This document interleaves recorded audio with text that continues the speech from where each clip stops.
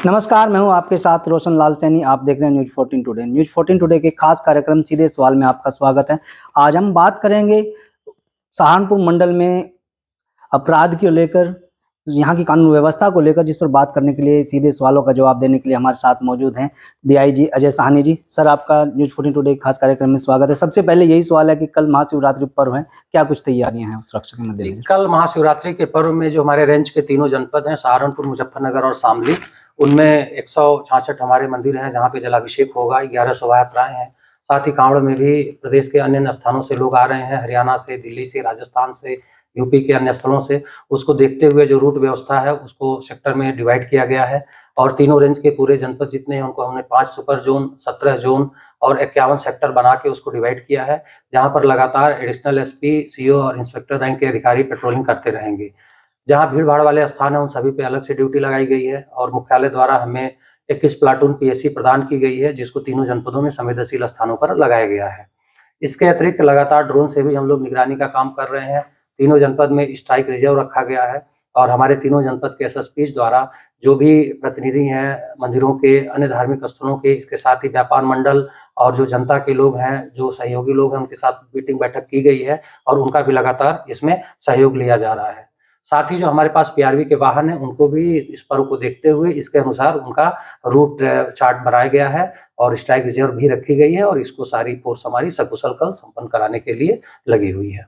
Sir, अगर तीनों जिलों की बात करते हो, क्राइम की व्यवस्था कैसे देखी जा रही है? क्योंकि सहारनपुर और मुजफ्फरनगर, शामली तीनों जिले आते हैं और शामली में अधिकतर देखा जाता है कि क्राइम ज़्यादातर होता रहता है। अपराध के प्रति हमारी शीर्ष प्राथमिकता है अपराध का नियंत्रण करना और साथ ही कानून व्यवस्था को बनाए रखना। उसमें किसी प्रकार का कोई भी समझौता नहीं किया जाएगा और तीनों जनपदों की पुलिस लगातार इसके लिए कटिबद्ध है। जो अपराधी हैं उनके खिलाफ कठोर कार्रवाई सुनिश्चित की जा रही है और किसी को भी कानून व्यवस्था बिगड़ने की स्थिति में किसी प्रकार की कोई छूट प्रदान नहीं की जाएगी, कठोर कार्रवाई की जाएगी। और साथ ही जनता से भी हम लोग के द्वारा लगातार बातचीत की गई, अपील की गई और जनता भी इसमें पूरी तरह से पुलिस का सहयोग कर रही है।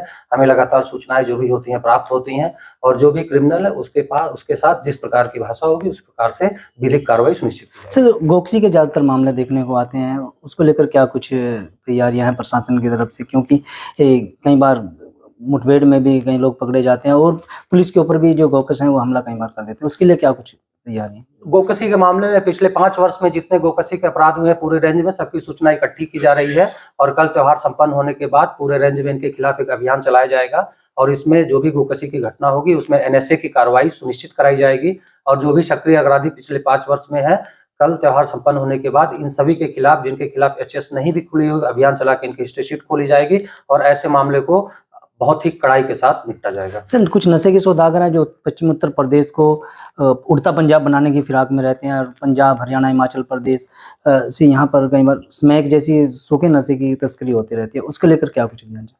इसमें रेंज के सभी अधिकारियों से हम लोग की बैठक हुई है और सहारनपुर में एक कुछ क्षेत्र से, जो बाहर के क्षेत्र है, वहां से सूचना आई कि इधर से कुछ लोग सप्लाई करते हैं, नशे की चीजें लेके निकलते हैं, कुछ मुजफ्फरनगर के स्थान, कुछ शामली के, जैसा कि है।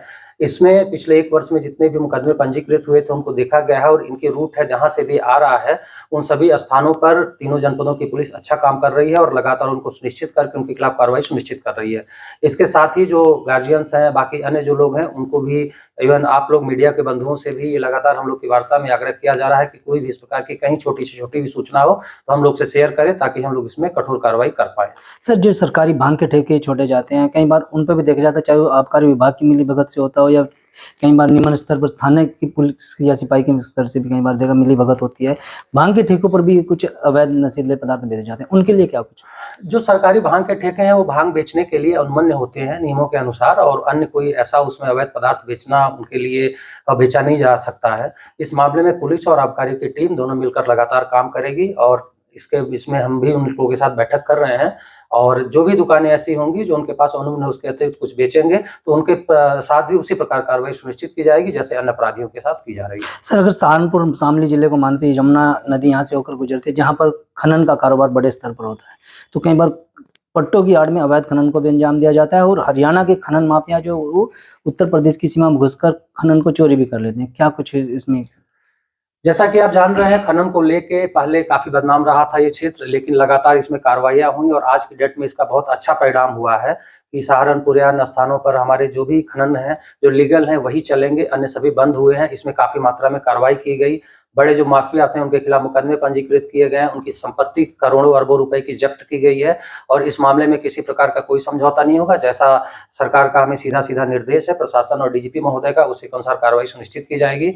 बाकी जो अंतरराज्यीय बॉर्डर है, उन बॉर्डर के जो जनपद है उनके द्वारा भी हम लगातार मीटिंग कर रहे हैं और एक समन्वय बना के इसमें हम लोग इसका बेहतर कार्रवाई करना सुनिश्चित करेंगे। सर आखिरी सवाल है, आईपीएस अजय साहनी एक नाम से जाने जाते हैं, जो माफिया होते हैं उनके खिलाफ लगातार कार्रवाई करते हैं। आप मेरठ में रहे हैं, बदन सिंह बद्दो के खिलाफ कार्रवाई की है, अब उनकी गिरफ्तारी के भी काफ़ी प्रयास किए गए लेकिन आपका प्रमोशन हुआ, ये अच्छी खबर है और आपको ढेरों शुभकामनाएं हमारी तरफ से। लेकिन जो हाजी इकबाल है खनन माफिया, वो अभी भी फरार है, हालांकि उसका पूरा परिवार जेल में है, क्या कुछ अभियान? जो खनन माफिया हाजी इकबाल है उसके खिलाफ कड़ी कार्रवाई की गई थी और उसके जितने भी साथी थे जो उसको इस मामले में सहयोग करते थे उन सभी के खिलाफ मुकदमे पंजीकृत हुए और आज सभी जेल में हैं।